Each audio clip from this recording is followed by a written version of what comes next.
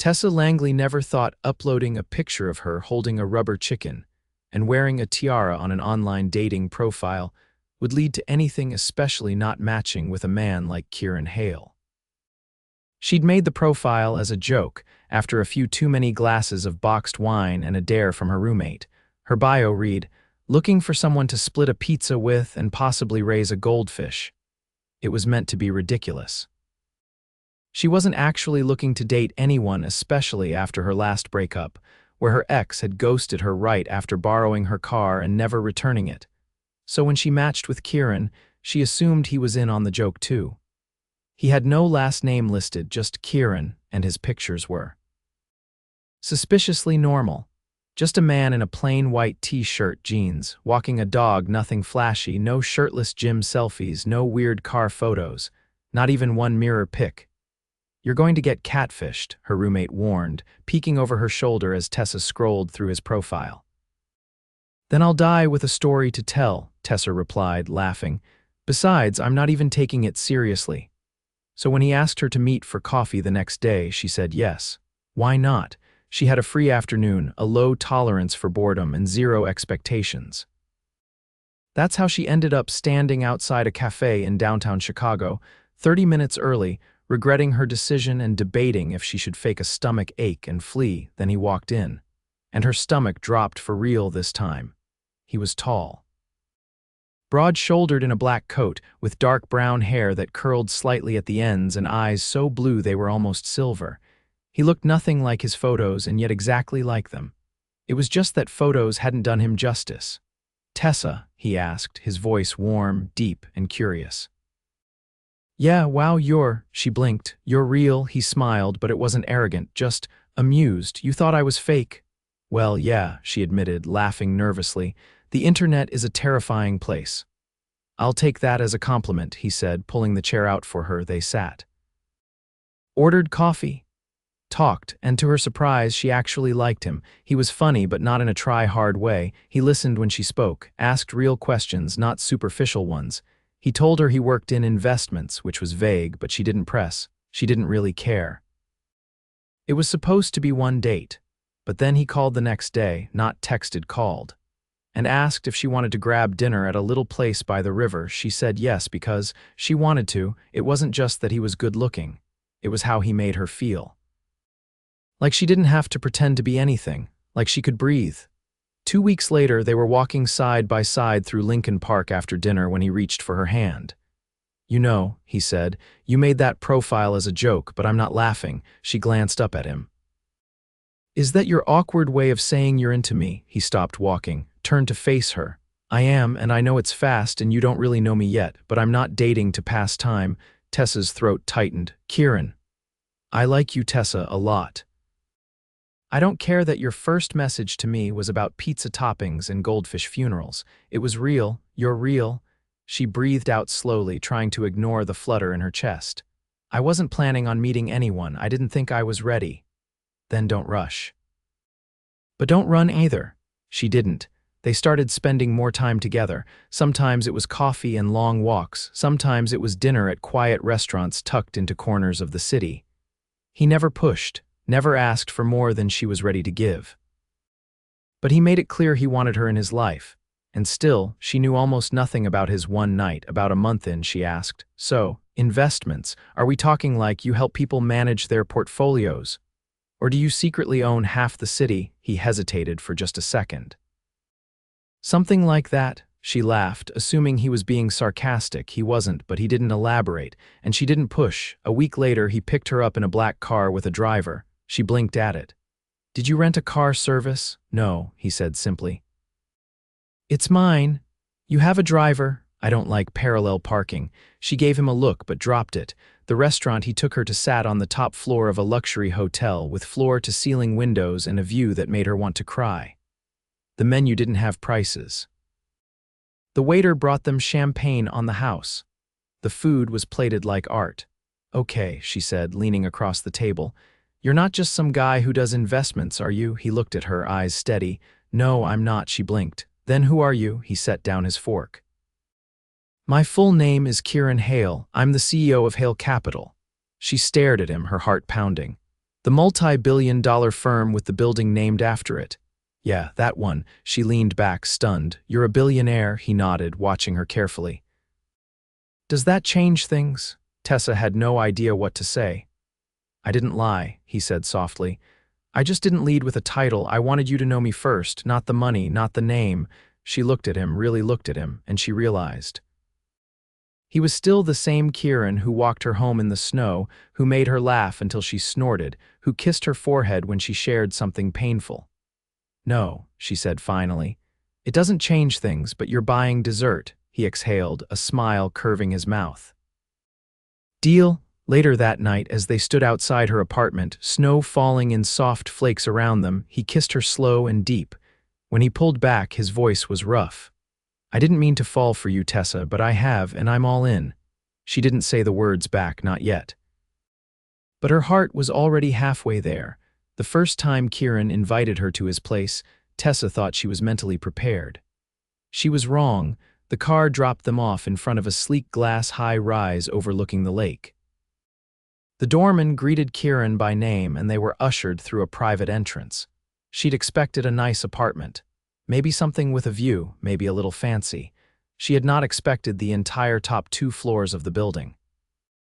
As soon as the elevator doors opened directly into the penthouse, she froze. The living room stretched out in front of her like something from a magazine spread floor-to-ceiling windows, a spiral staircase, and a chandelier that looked like it belonged in a museum.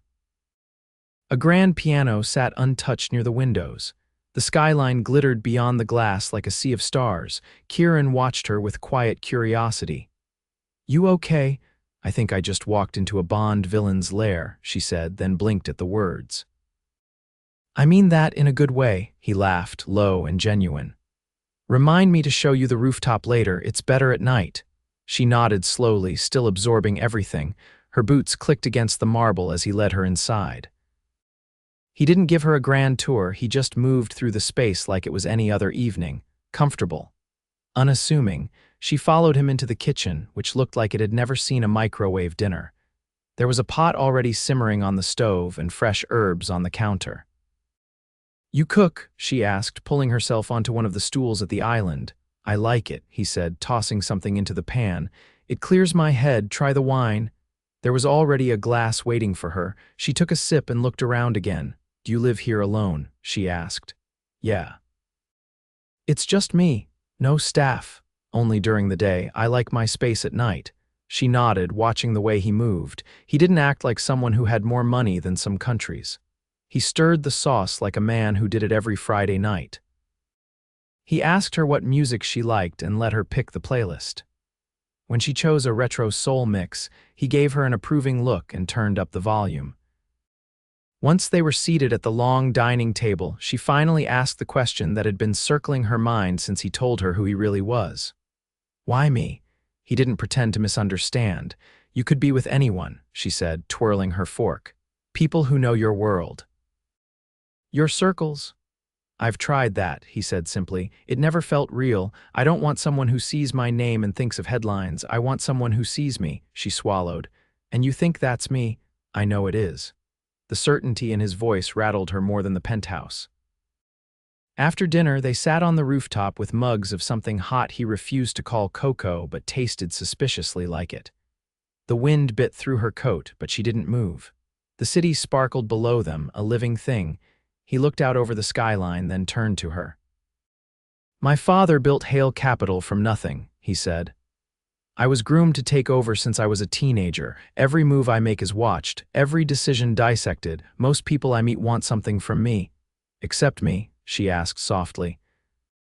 You wanted to split a pizza and raise a goldfish. She laughed, then leaned her head on his shoulder.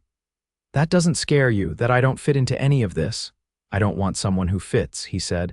I want someone who makes me forget all this exists. She didn't have a response to that. The silence between them was warm, not heavy. A few days later, her world tilted again. She was at her job answering phones and juggling impossible requests at a boutique PR firm when a courier arrived with a white box tied in silver ribbon. Her boss raised an eyebrow but said nothing. Inside was a pair of heels so elegant they looked sculpted, and a handwritten note, dinner tonight, 7. No excuses. She nearly dropped the box. That night, the car picked her up precisely at 6:30. The driver handed her an envelope before pulling away. Inside was a single card with the name of the venue, the Atrium. She didn't know what she expected, but it wasn't a private art gallery filled with candlelight and music. There were no other guests.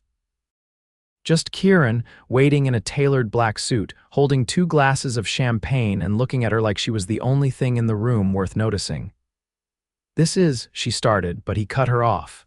"Don't say too much," he said, stepping closer. "Just let me give you a night you'll remember." He guided her through the gallery, pointing out pieces he liked, telling her stories about artists, and asking her opinion on everything. He didn't talk money, he didn't make it about him, he just made her feel like she belonged. When they reached the final room, music filled the space, a soft instrumental piece that wrapped around them like wind. There was no dance floor, just polished concrete and a ceiling full of tiny lights. He held out his hand. "Dance with me." "I don't know how," she whispered. "Neither do I." They danced anyway. Later, as they stood by a sculpture that looked like twisted glass and moonlight, she turned to him. "You keep surprising me. That's the point." "I don't understand what you see in me." He didn't answer right away. Then he leaned in, his voice just above a whisper. "You don't try to impress me, you challenge me, you make me want to be better." Her chest ached. "This is all moving so fast." "Then tell me to slow down." She didn't, but she also didn't tell him to keep going. He drove her home himself that night. No driver, no car service. Just the two of them in a sleek black coupe that purred like a cat and looked like it cost more than her entire building. At her door, he didn't try to come in. He didn't even reach for her. He just looked at her like he was memorizing her face. "I want to keep doing this," he said. "Not the grand gestures, not the galleries or the dinners. You," she nodded, heart lodged somewhere between her throat and her ribs. "I want that too." He kissed her, slower than the first time, deeper than the second. And when he pulled away, she knew things had shifted. This wasn't a joke anymore. It hadn't been for a while. The knock came just after 7 in the morning. Tessa, still in her robe and halfway through brushing her teeth, padded barefoot to the door of her apartment. She cracked it open cautiously, toothbrush still wedged in her mouth. A man in a gray uniform stood in the hallway, holding a clipboard and flanked by 2 delivery workers. Behind them, stacked from floor to ceiling, were at least 15 enormous boxes, each wrapped in matte black paper with delicate ivory ribbons. "Delivery for Miss Langley," the man said, checking the clipboard. She pulled the door open wider, blinked at the mountain of packages, then mumbled around her toothbrush. "What is this?" He offered her a pen. "Signature, please." Once the hallway was empty and the boxes were inside, she stood in the middle of her living room, bewildered. Now fully awake, she began unwrapping one of the smaller packages. Inside was a pair of antique bookends shaped like sculpted lions, the kind she once pointed out in a window display during a walk with Kieran. Another box held a first edition of a novel she'd mentioned only once, weeks ago, while browsing a used bookstore. The pages looked untouched, preserved behind glass. Every box was like that, personal, specific, thoughtful, not expensive for the sake of extravagance, but saturated in memory. The final box was smaller than the rest. Nestled inside was a single sheet of thick stationery, and on it, a note written in Kieran's familiar handwriting. "You said your apartment felt temporary.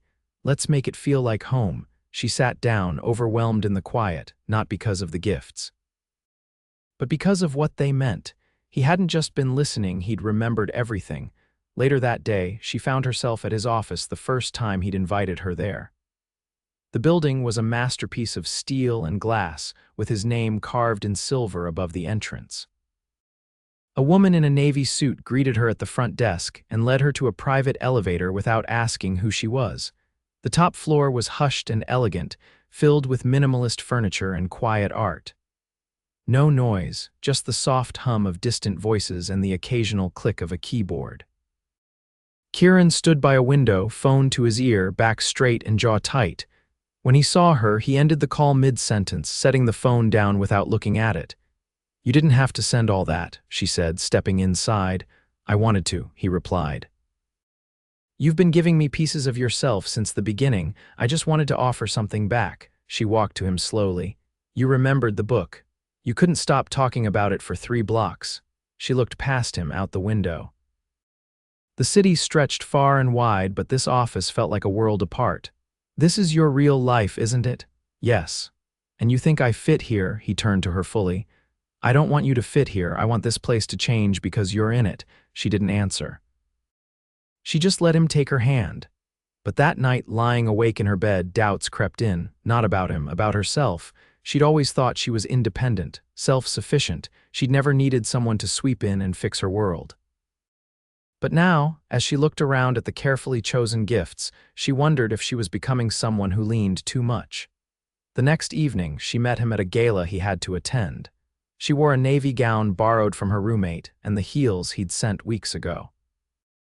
The event was held in a museum atrium filled with people who looked like they belonged in magazines. As soon as she arrived, she felt eyes on her. Kieran was at the center of the room, surrounded by men in tuxedos and women with diamonds like chandeliers. When he saw her, he crossed the room immediately, brushing past conversations and champagne flutes without pause. You came, he said simply. Of course I did. Come with me. He guided her past the crowd and into a quieter space behind the curtain of the event. It was a conservatory filled with climbing vines and soft light. The buzz of voices faded behind the glass.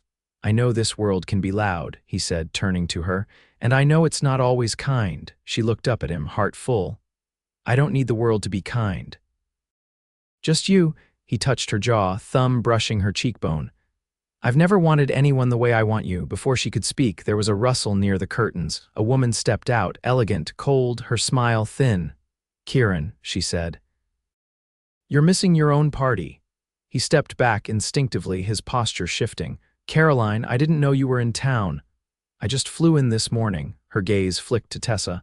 And you are, Tessa held out a hand politely. Tessa Langley. Caroline didn't take it. Just looked Tessa up and down like a smudge on glass. I see, she said slowly. And how long has this been going on? Kieran's voice was calm but firm. That's none of your concern. Oh, I think it is, she replied, her tone sharpened with something Tessa didn't understand. If you're making decisions that affect the board, it absolutely is. Tessa turned to him. What is she talking about? Caroline answered instead. You're the reason he turned down the expansion deal in Singapore, aren't you? Because he didn't want to leave Chicago. Tessa blinked. I didn't even know about that. Caroline's smile was all teeth. Interesting. So you're changing his business decisions without even realizing it. Enough, Kieran cut in, voice like steel. This conversation is over. Caroline raised her hands. Don't shoot the messenger. Just be careful, darling. The higher you are, the harder the fall. She swept out without another word. Tessa stood frozen. You turned down a deal because of me, she asked. I didn't want to leave you, but you didn't tell me. Because I didn't want you to feel like you owed me anything. She stepped back, arms crossed tightly. That's not how this works, I know. She shook her head, trying to breathe. I need to think. Tessa, no, I'm not walking away. She swallowed. I need space, just for tonight. He didn't argue. He just nodded once. She left the gala alone, the echo of Caroline's words chasing her into the cold night. That was the first time she questioned whether love real, all-consuming love was enough when two worlds collided like this, and whether she could handle what came next. Tessa didn't sleep that night. She sat by her apartment window, knees tucked to her chest, watching headlights blur past on the street below. Her phone buzzed once around midnight, but she didn't look. She wasn't angry, she wasn't hurt. It was something harder to name, a pressure behind her ribs, a sense of too much too soon.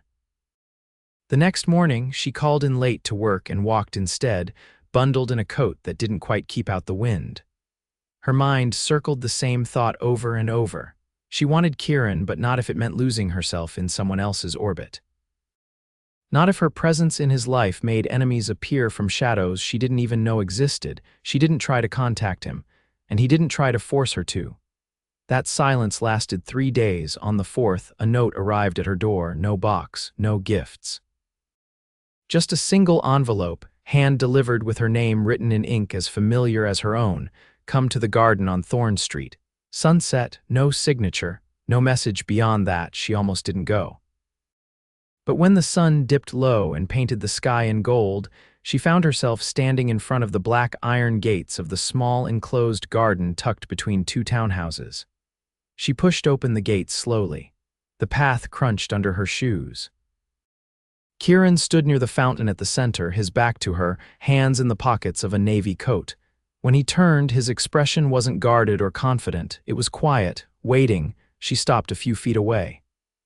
"I didn't come here for another apology," she said. "I know. I just need to know this isn't something I have no control over, that I'm not going to look up one day and realize I've been absorbed into your life and forgotten how to live my own." "You haven't," he said, "and you won't." "But I haven't made it easy for you to believe that," she exhaled. "I don't want to be protected from your world. I want to be seen in it, heard in it. That's what scares me, that someday I'll just become part of the scenery."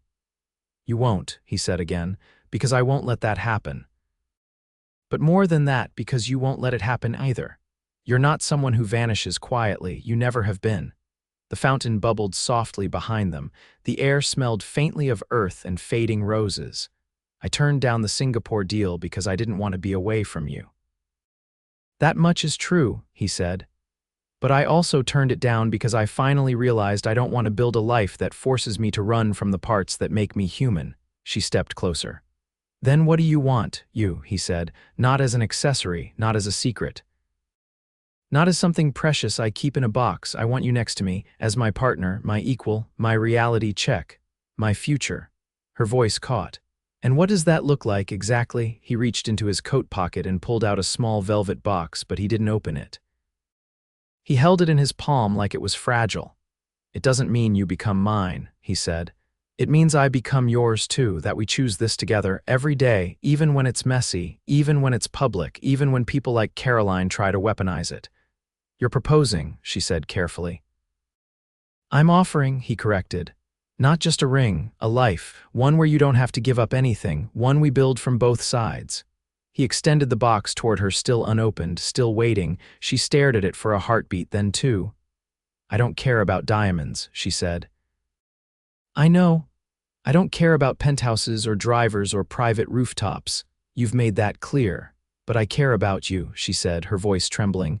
"And I care about who I am when I'm with you. And if you're really willing to build something that gives us both room to breathe, then yes." He opened the box. Inside was a ring unlike anything she expected. No massive stone, no flashy setting, just a simple, elegant gold band with an inscription on the inside. It read, "Love begins where expectations end." He slipped it onto her finger without asking. She didn't stop him.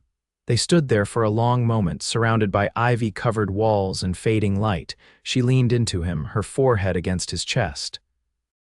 "You understand this doesn't mean I'm suddenly fine with black tie galas and people calling me ma'am.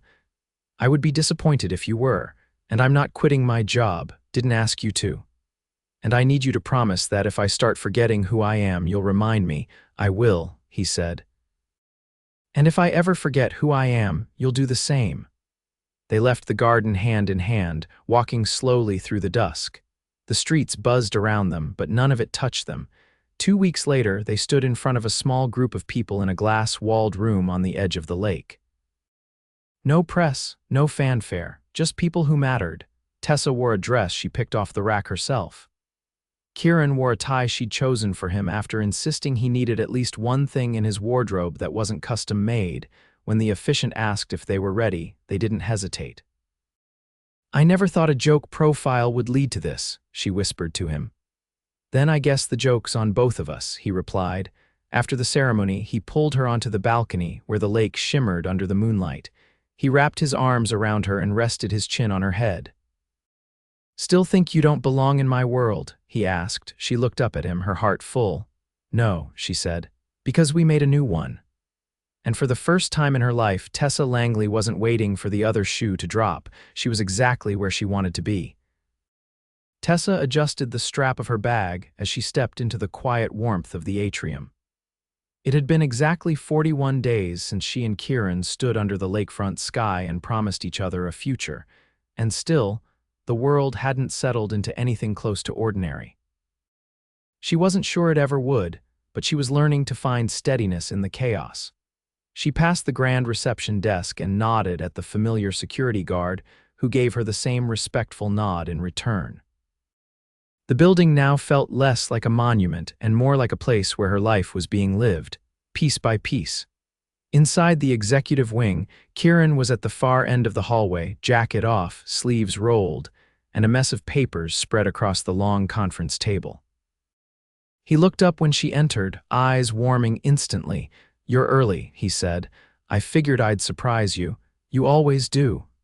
She dropped her bag on the chair beside him and leaned over the table. "What are you buried under?" End of quarter numbers, 2 investment board reshuffles, and a client who wants to buy 100 acres of farmland in northern Italy for a spiritual retreat. He set his pen down and reached for her hand. "Save me," she smiled, threading her fingers through his. "You promised me no more world domination on Thursdays." I lied. "Well, I brought you a sandwich from that deli you like. I figured if I can't stop you from working, I can at least keep you from starving." He pulled her closer by the wrist and brushed a kiss against the inside of her palm. "Have I told you today that I love you?" "You haven't," she said. "But I assumed—" "I do. It hasn't faded, not even a little." She sat beside him, resting her chin on his shoulder. "Good. Because I found something today that might actually be the thing that makes it all feel real." He tilted his head, curious. "What is it?" She pulled a folded brochure from her coat pocket and placed it on the table. It was creased and weathered, the corners curled. The cover read, "Wren and Willow Historic Properties for Restoration." "I saw this building last week," she said. "It's empty. The bones are strong. It used to be a schoolhouse. I've been thinking maybe I don't want to stay in PR forever. Maybe I want to build something of my own." He studied her. "You want to restore it?" "I want to turn it into a creative space. A place where artists can work, teach, hold events. I've been sketching ideas for weeks. But I didn't show you because I needed to be sure I wasn't just chasing something shiny." He leaned back. "You didn't tell me because you thought I'd try to bankroll it." "I didn't tell you," she said carefully, "because I needed to know I could do it without you, and now that I do, I want you in it." He nodded slowly. "Not in charge." "Just next to you?" "Exactly." He reached out and flipped open the brochure. "Then let's take a look together." They spent the next 3 hours sprawled across the floor of his office, blueprints and sketches spread out between them, arguing over window placements and courtyard gardens. For the first time since the wedding, Tessa felt like they were laying down roots in the same soil. That weekend, they drove out to see the building. It stood on a quiet street framed by tall trees, its brick facade faded but proud. The entryway was overgrown with ivy, and the windows were clouded with dust. But Tessa saw it clearly, a place brimming with music, sketches, laughter, and light. Kieran moved through the halls behind her, hands in his pockets, watching her more than the building. "You belong here. So do you," she said, turning to face him, "even if you never pick up a paintbrush. I'll be the guy who makes sure the heat stays on and the roof doesn't cave in." Deal. They signed the purchase agreement 4 days later. Tessa insisted on using her own savings for the down payment, and Kieran didn't argue. He knew better now. Knew that love didn't mean absorbing one another, it meant expanding together. A month later, the renovations began. She quit her job without fanfare, and instead of stepping into another role, she carved out her own. Every day brought new drafts, new decisions, new challenges, and every night they came home to each other. One evening, after a long day spent choosing fixtures and reviewing permits, they curled up on the couch in their apartment, a record spinning softly in the background. Tessa traced the lines of his hand. "Do you ever miss the way things were before?" "No," he said without hesitation. "Before you, everything was polished and hollow, beautiful but empty." She looked at him, heart full. "I still don't understand how I got here." "You didn't get here," he said. "You built this. You changed everything." They fell asleep with the windows open, the city humming around them, the future unfolding just beyond the horizon. A year later, the Creative Center opened its doors to the public. Wren and Willow stood tall and vibrant, its walls filled with color and noise. Children painted in sunlit studios. Local musicians performed in the restored auditorium. Workshops and open mic nights filled the calendar. It wasn't just a building, it was a heartbeat. Tessa stood in the courtyard during the opening event, a glass of champagne in one hand, the other tucked into Kieran's. Her former boss had come. So had her roommate, who now worked with her part-time. Even Caroline had sent flowers, along with a short, handwritten note that read, "Sometimes the wrong ones are just doorways to the right ones." Kieran watched Tessa move through the crowd with quiet pride. She was no longer the woman wondering whether she belonged. She knew she did. Not because he'd made space, but because she'd claimed it. Later that night, long after the guests had gone and the lights had dimmed, they danced alone in the courtyard, barefoot and breathless under a string of fairy lights. Kieran pulled her close. "You know, we never did get that goldfish," she laughed against his chest. "We've been a little busy. Maybe it's time. Only if you promise not to name it after a Greek god." He kissed her forehead. "Deal." They swayed quietly, the world soft around them. And in that quiet joy, beneath the stars and surrounded by the life they'd built together, there was no more pretending, no more fear, no more waiting. There was love, and it was home.